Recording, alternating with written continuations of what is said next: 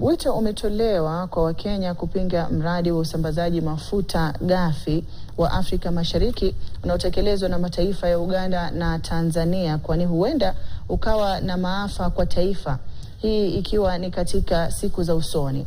Wakizungumza katika mkutano wa kuhamasisha jamii kuhusu athari za mradi huo wa EACOP, washikadau wamekariri kuwa mradi huo utakuwa na athari kubwa zaidi zikiwa katika ziwa ambalo ni la Victoria na linategemewa na Wakenya wengi.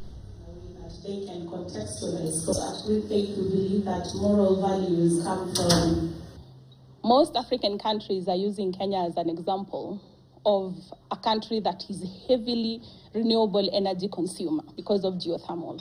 Because of that, we have no reason not to assent to or call for the Fossil Fuel Non-Proliferation Treaty, because when we do that, we will be telling other African countries that this is the best way to phase out or to not get into fossil fuel, because that is what the treaty is calling for. If we have to use the fossil fuels, let's use the oils that we have, but let's not drill new ones.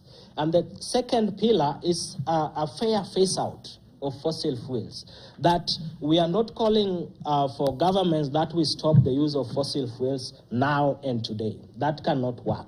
We are calling for the governments to ensure that as we bring in renewable investments, we phase down or we stop using the old ones in a transitional manner, in a way that is not going to disrupt the energy needs of the continents. Na mtazamaji, kufikia hapo nafika kilele mwa taarifa hizi za yanayojiri. Shukrani sana kwa muda wako na kwa kutizama hadi tamati. Nimekuwa wako hadi ya Mwasiwa, akiridia Maulana. Kesho inshallah.